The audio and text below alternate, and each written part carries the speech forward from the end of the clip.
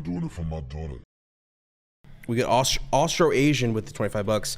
I'm 18, making $3K per month from Philly, and just found out that I've received $110K in inheritance. Is this enough to start real estate investing, or should I learn a trade for more income? It wouldn't be. Why don't you get all your money straightened out? All right, get that money in an account, season it. Let it be real for a little while. Get everything all set up for yourself. You're young. I would learn a trade, man. I wouldn't jump in. I wouldn't learn by buying. You know what I mean? I wouldn't be slamming your teeth in like that. Please don't. Actually, don't do that. I would pick your battle. If you like working outside, landscaping is a great living. Patios, cement work, flat work. Figure out where you want to. Landscapers are always busy. Foundation guys are obviously directly connected to the new construction, so there's not enough new houses being built.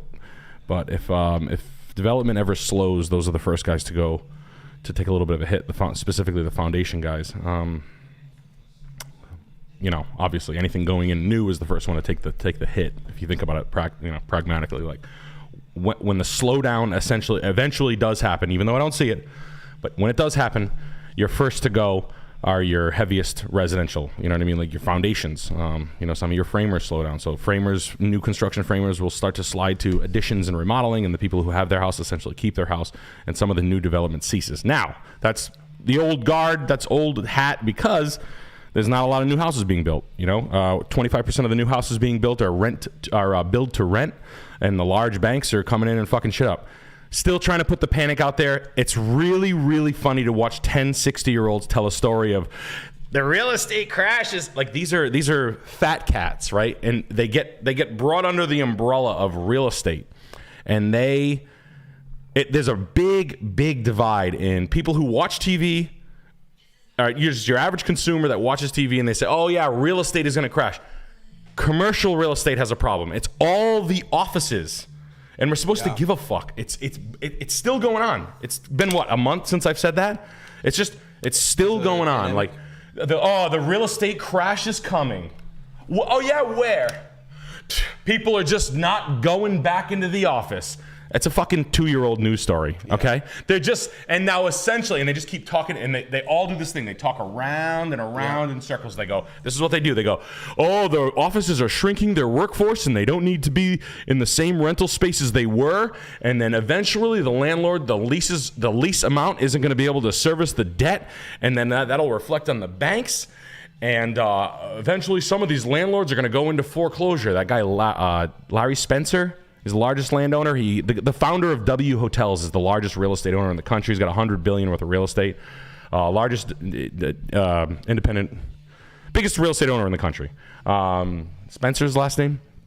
So it's just like he's got a lot of office buildings, and some of them are going to go to the bank, but I think he's all right. Like, I don't give a fuck.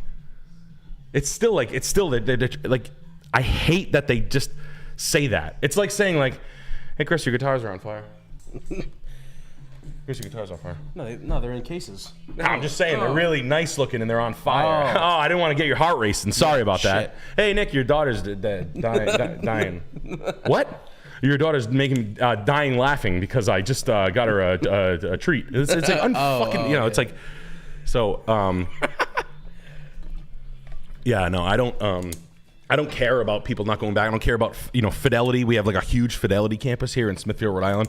It's a humongous college-sized campus. They're using 25% of it, or 33%, or a third, right? So there's 2/3 of this gigantic campus is now essentially just dead space. But they built it and own it. They don't give a fuck. Like, it's not gonna, no. And then the banks that are overweight and did some fucking stupid deal, fuck you, drown, die, I don't care. But it's still completely untouched. That has nothing to do with residential real estate. Some of the large scale apartment complexes are gonna, but again, I don't give a fuck about that either. I don't live in one of those. None of the people here are worrying about that. You guys aren't fucking asking me about rent in a 1,900 unit complex. And if you did, don't rent one. It's fucking like hell. It's like a yuppie project. And yes, the biggest money, the turn. Here's what's gonna happen. This is my prediction. They're gonna take those office spaces and they're gonna turn them into residential units. Yes. Inside an office complex. That's what I said. They're going to split them up. Huge companies. They're going to come in new banks. They're going to lend special. They're going to have like a new designation to where like they're going to be called like the redevelopment builders, and they're going to be a certain license, and they're going to give them special financing. Someone, the same guy who's foreclosing will probably be behind the rehab, and he'll get free money to rehab it, and they're basically going to turn offices into residential. That's how they're going to do it. 100% sure. 100% sure. So, yeah. Good perk angles. Yeah. We got Bob with the $25. Hey Nick, you just brought it up, but should I be worried about should I be worried that big banks and BlackRock are buying up all the property? Yes. If I want to buy a home, but won't be able to for another 4 to 5 years. Why won't you be able to buy a home for 4 to 5 years? Why the fuck? I mean, I understand a year. I understand 2 years. 4 to 5, young guy. You got to crush it, man. You got to find a way. You got to dig in. There's young guys out here that have no money, and you got to find a way to extract 30, 35 grand a year for your savings or something. Some situation where you can really start to hunt down some money. I mean that seriously. You have to take it dead seriously. Like, you can't just exist and make like $46,000 a year at a shit job that you fucking hate and expect to salt away 5,000 or 6,000 by doing the right thing. I'm sure you're a good guy. Figure out a better way to extract more cash from your work and your back. Yeah, I gotta get creative. The only thing I've done is start a podcast with my friend Ben, and we're making over $400 a month. See that? And that's all my DoorDash expenses. All your DoorDash. No, side things here, and I get it, man. You're a college guy, so you got to study and stuff like that. Bartend on the side hustle, summer hustle. Live for free, salt all your money away. But I mean, you really got to take a. But it's fine. It's fine. I think BlackRock and honestly, this is my honest thought. I think they only buy things where they can like quantify it on a grid. I'm under the impression that if I was an institutional investor into residential real estate, I'm not looking at the shit that I'm telling you to buy here on this stream. I'm looking at like 101, 102, 103, 104, 105, 106, Sandy Lane in a new development. I'll buy the whole package, all right? The distressed development packages, etc. I do think they're buying it. I think Zillow tried to play a trick with that, but I don't think they're buying things that are like hard to quantify. I think they're buying essentially like, middle class prison cells. That's my guess. So that's my little bit about what's going on. Just remember that when you hear crash, the second they say commercial real estate office, you can turn the channel off and you don't need to listen anymore. It's lies. I want to hear something new. Default rates going up. I'm not worried. I get the interest rates are high. I know there's people coming in now. I know now. Remember when I said you could assume FHA loans? There's a new company coming out to basically put the 3% buyers together with the new owners. There's going to be some fuckery and some high fees. They're going to make a ton of money because there's a lot of equity available, meaning someone's going to grab it. The lender who puts, if I can buy Chris Lynch's house, who's in a 2.75% loan, and I can give him all the money at his rate.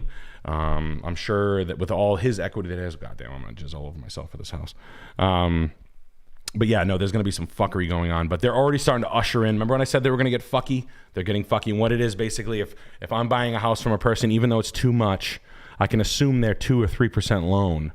I just don't know in a situation where someone owes $200,000 to get a new loan on it at 2 or 3%. I don't know if the bank is going to allow that to be like, oh yeah, no problem. You can just finance the rest at 3%. Like if you sold me your house for $400,000 and you only owe $200,000, I don't see the bank being like, yeah, Nick, I'll give you the loan for $400,000 for 2%. It doesn't make sense to me. Yeah. So I would like to see that, but they're already doing the yes. I can assume $200,000 of it.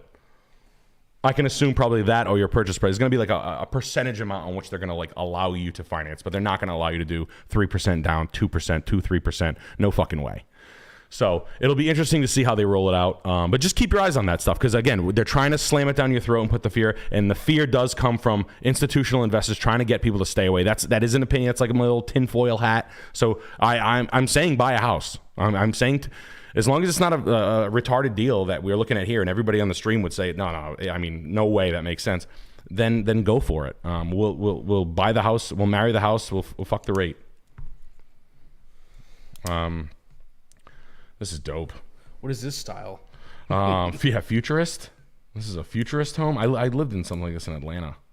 They don't sell well, and they have a lot of like problems. I'll bet you like $100. Like the plumbing is a nightmare, but this is wild. This is it was built by. I'm a pleasure dom. Yeah. Hello, I'm a pleasure dom. Pleasure dom. I'm an artist, formerly based out of Santa Fe, New Mexico, and I'm a pleasure dom. Let's just say I do not stop until there is completion. Jesus, it's actually not bad though. $2 million. Robert Bruno Steelhouse could be yours. Robert Bruno, pleasure dom. I do not stop until there is completion. Please lay on my terry cloth. Please lay on my chamois cloth. Please, I've laid down a chamois cloth in my bedroom. Would you like some ice cubes? Aftercare. Aftercare. By the bedside, I've provided you with some aftercare. Balms and whatnot. Oreo cookies. Salves. A chilled glass of water. Some green tea, perhaps. Aloe vera. I can be a pig. I can be a slug. Whatever you like. Yeah, $2 million for this. I bet you this thing's hot as hell inside. I'd love to see the mechanics on this thing. Yeah, like the metal doors don't seal up, right? Like so, like this part right here. See, there's no like gasket. It's very small. So that's the way the one in Atlanta that I stayed in. The house I stayed in, World Peace 1, season 1. It wasn't as good as this. This one's better. It's actually, for what it is, I got to be honest with you, it's not bad. It's actually kind of good. I don't hate this. Which is, you might be, yeah, it's not. You might be a redneck. You might be a gay guy. From Santa. Yeah, right? A pleasure dom. You might be a pleasure dom from New Mexico. Yeah, no, it's ridiculous. It's an Airbnb only, $2 million. I mean, you couldn't build it again. I'll bet you this guy spent, it just doesn't seem psychotic to me. $800 a foot is nuts. But I don't know. I don't hate it. I don't love it, and I wouldn't pay $2 million for it. I'd pay $500 a foot for it though. What's that give me? $1.2 million? Nah, I'd pay $1 million for it. I'd pay $1 million for it because I think people would rent it, and I think it would rent a lot. I think it needs a landscape, and it needs you need to live underneath it, and the photogenic areas of the house are underneath it. So I would set a lot up here, like right here, and so all the photos would be significantly better than this house that looks like it's on Mars. But yeah, I don't hate it as much as you might have expected I would. I've lived in one and it was cool, but I think I could have bought it for $600,000 in Atlanta. The one I did ask.